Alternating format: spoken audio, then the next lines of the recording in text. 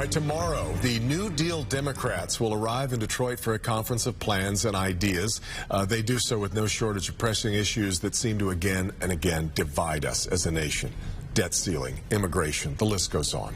One of the members of the New Deal is Michigan Secretary of State Jocelyn Benson. Secretary Benson, good to have you back on the program. Great to be here. When people hear about New Deal, I suppose those of us who've studied history, we can't help but think about what that meant many years ago. What is a New Deal Democrat today? What does it mean to you? Well, one of the things it means is the fact that the New Deal of the past was about President Roosevelt bringing everyone together and saying we're all in this together. In the aftermath of World War II, we all have a role to play in rebuilding America.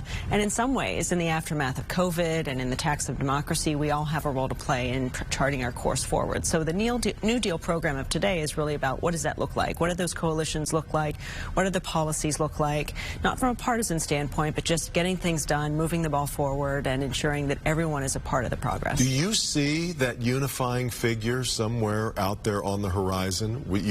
Last week we watched the CNN town hall that showed us the divisions remain as strong as they have been.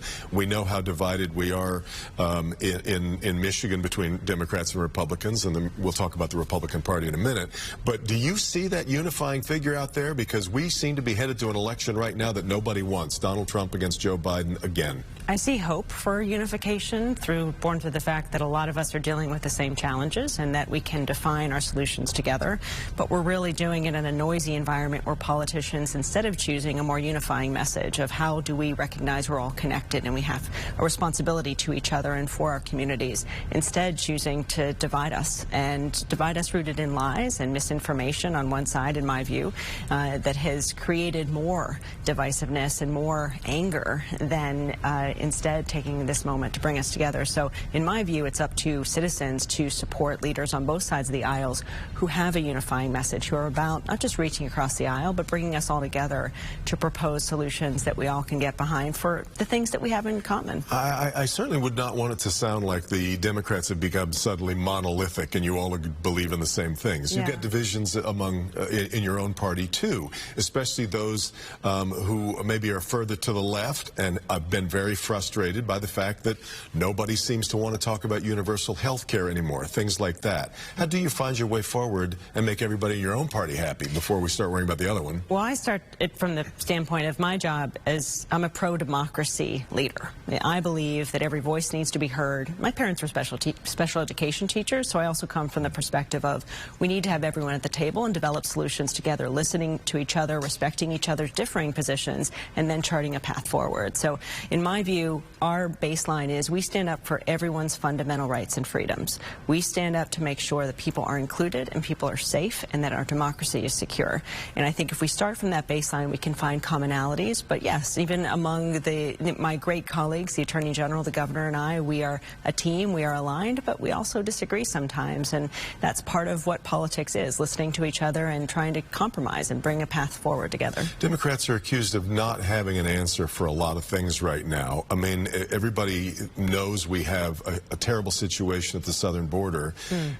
Democrats love to talk about common sense immigration policy, but I never hear it spelled out. What does that mean? What do we do? Well, I think we have to, again, take our principles and put them into action. So we believe in inclusion. We believe in welcoming people. In Michigan, we want it to be a state where everyone feels safe and welcome. And at the same time, we need to look seriously about how to protect the security of our nation and our state. And yet we too often have kind of discussions that are not rooted in those principles and data and charting a path forward, but are sort of rooted in different camps and hyper-partisan language, and in many ways misinformation, and in some ways even racism, driving fears towards an other that we want to keep out or keep in. And so we have to kind of take all that off the table and instead just talk facts and practicality. And I think there are a lot of elected officials around the country on both sides of the aisle who do want to have that conversation, but in some ways the noise of many who don't want to have that conversation overwhelms the dialogue. Let's zoom in on Michigan here a little bit. We've talked a lot on this program about I know a number of Democrats who don't think it's really healthy to have a dysfunctional Republican Party. That everybody deserves and that we're all served by good, robust competition of ideas.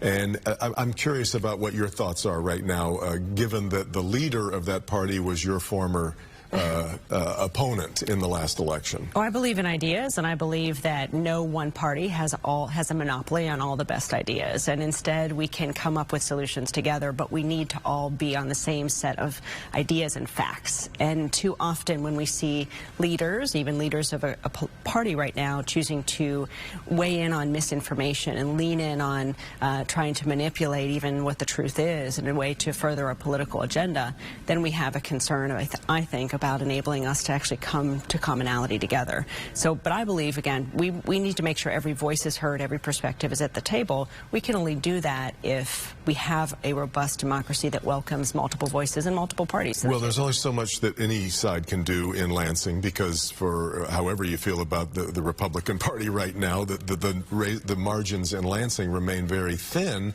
but I think some people are concerned. The Democrats are looking at a Republican Party that's not particularly strong in the state right now and just thinking this is a party we can do whatever we want. Yeah, I haven't seen that, and I certainly don't feel that way. Again, our responsibility as leaders is to talk with individuals, identify what people in Michigan all across the state, from the west side to the east side to up north in the UP, care about, and then fight for that. And what are we hearing people care about? People want their fundamental rights and freedoms protected. People want their reproductive health and freedom protected.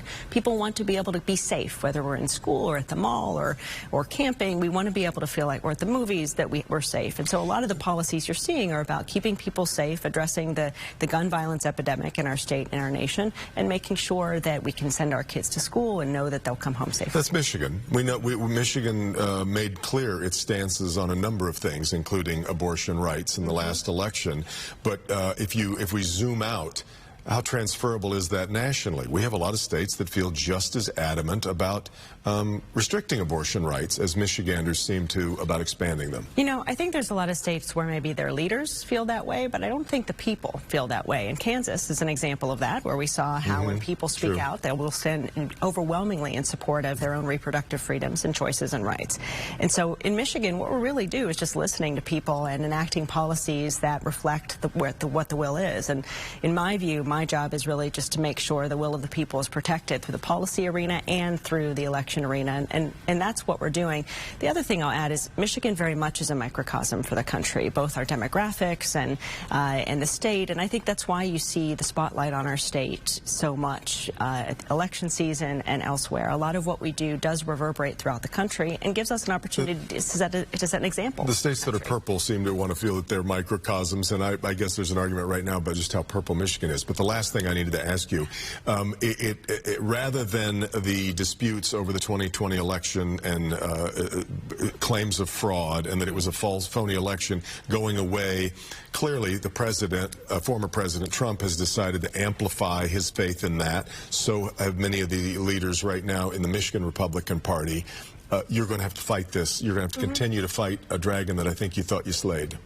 We thought we slayed until we saw the images coming out of our U.S. Capitol on January 6, 2021. And in that moment, I realized the President called that a beautiful day. Yeah, well, for many of us, it was a tragic day for our nation and a tragic day for our democracy. And in the years since, and the days after that even, I realized we should not assume that it's ever over. And instead, we need to buckle down and prepare for a multi-year, multi-state, multifaceted effort against our democracy. That's indeed what has played out. But we are ready and more prepared than we were even in 2020 to ensure our democracy prevails yet again. Really curious to hear what comes out of this conference over the next couple of days. Jocelyn, Benson, thanks so much for being here as always. Thanks for having me. Secretary of State of the State of Michigan. We come